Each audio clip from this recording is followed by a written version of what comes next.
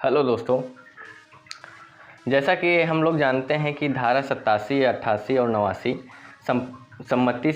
सहमति से रिलेटेड है। तो आज हम बात करेंगे धारा 90 के बारे में। धारा 90 बताती है कौन सी सहमति स्वतंत्र नहीं है। धारा 87, 88 जो 89 थी वो बताती थी कि स्वतंत्र सहमति क्या होती है। ठीक उसका उल्टा धारा 90 बताती है कि स्वतंत्र सहमति क्या नहीं है। तो बात करते हैं धारा 90 के बारे में।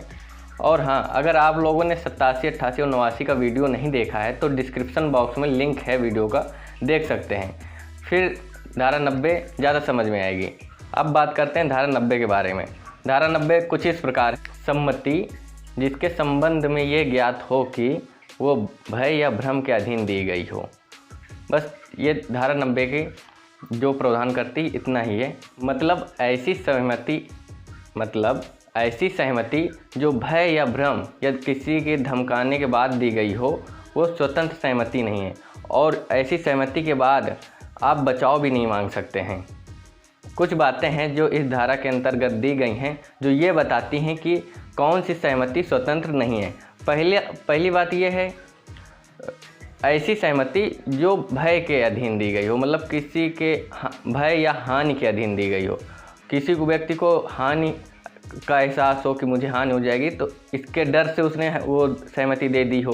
व्यक्ति अगर अपनी किसी छत के डर से सम्मति देता है तो वो स्वतंत्र सहमति नहीं होगी। क्षति का मतलब क्या है? क्षति उसके शरीर का, क्षति उसकी संपत्ति का, उसके मस्तिष्क का, उसके कीर्ति का, यश का, सम्मान का अगर उसको है और उसके खोने का डर है उसको, और फिर वो उसके तहत सहमति दे देता है किसी चीज़ के लिए, तो वो स्वतंत्र सहमति नहीं होगी और ये बचाव भी उपलब्ध नहीं कराएगी। इसी के तहत एक मामला है दशरथ पासवान का। इसमें अभियुक्त जो दशरथ होता है वो किसी परीक्षा में लगातार 3 साल तक फेल होता रहता है।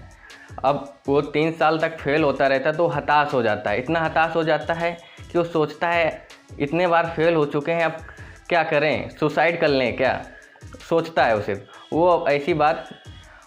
और वो सुसाइड करने भी वाला होता है। तो सुसाइड करने से पहले वो अपने पत्नी को बताता है कि मुझे जीना नहीं है, अब बिल्कुल बेकार लाइफ हो गई मेरी, मुझे नहीं जीना है, मैं सुसाइड करने जा रहा हूँ। तो उसकी पत्नी कहती है कि पहले अपने आप को ख़त्म करने से पहले मुझे मार दो, मतलब मैं भी तुम्हारे साथ मर जाऊँ। तो उसकी सहमति, उसने अपनी सहमति दे दी कि मुझे भी मार दो।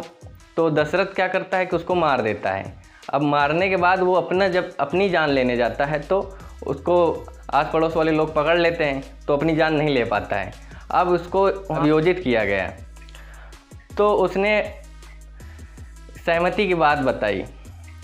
तो कोर्ट ने ये निर्णय दिया कि यहाँ पे जो पत्नी थी वो पढ़ी लिखी थी, 19 साल की वयस्क औरत थी।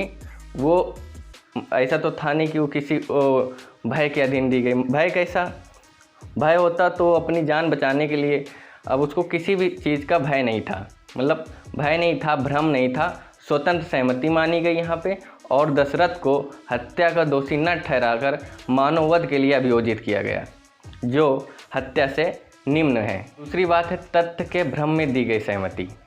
मतलब ऐसी सहमति कि व्यक्ति को ज्ञात न हो किसके लिए सहमति दे रहा है, या उसको ज्ञात हो कि ऐसा हो सकता है और वो हो ना, तब इस भ्रम में उसने सहमति दे दी हो और कोई उसके साथ घटना घट गई हो। तो इसमें एक केस है, पुनाई फातिमा का केस है। इसमें एक सपेरा होता है जो अन्य व्यक्ति को उकसाता है कि वह सांप से कटवाए और ये विश्वास दिलाता है कि वो उसकी जान बचा लेगा। ऐसा विश्वास दिलाने के बाद व्यक्ति ने अपनी सहमति दे दी और सांप से कटवा लेता है। सांप के कटवाने के बाद उसकी जान नहीं बच पाती है।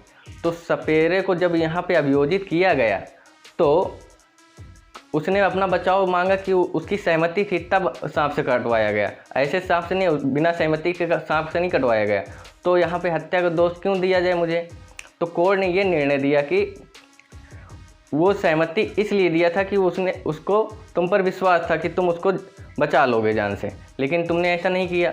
वो भ्रम था उसका कि तुम बचा सकते हो। तो यहाँ पे भ्रम के अधीन सहमति दी गई थी, और भ्रम के अधीन दी गई सहमति मान्य नहीं होती, स्वतंत्र सहमति नहीं होती है। तब सपेरा को मानव वध के लिए अभियोजित किया गया और दंडित किया गया। तीसरी बात है, अगर कोई 12 वर्ष से छोटा बच्चा है वो सहमति देता है तो वो भी स्वतंत्र सहमति नहीं होगी, क्योंकि 12 वर्ष से कम आयु के बच्चे को माना जाता है कि वो परिणाम को समझने, कार्य के परिणाम को समझने के लिए सक्षम नहीं है जब तो सहमति भी उसकी मान्य नहीं होगी। और चौथी बात है, किसी शराबी द्वारा दी गई सहमति। कोई व्यक्ति अगर शराब के नशे में है और वो सहमति देता है किसी कार्य को करने के लिए, तो उसकी सहमति स्वतंत्र सहमति नहीं मानी जाएगी, क्योंकि उसका मस्तिष्क उस समय विचलित अवस्था में होता है, मतलब कि वो सोचने समझने की अवस्था में नहीं होता है, तो सहमति देने के लिए वो सक्षम नहीं होगा। और पांचवी बात है, पागल व्यक्ति द्वारा दी गई सहमति। पागल व्यक्ति द्वारा दी गई सहमति। पागल व्यक्ति ना ही वो सोच सकता है, ना ही समझ सकता है, ना वो कार्य के परिणाम को समझ सकता है, और ना ही ये जान सकता है कि जिस चीज़ के लिए वो सहमति दे रहा है वो कार्य क्या है।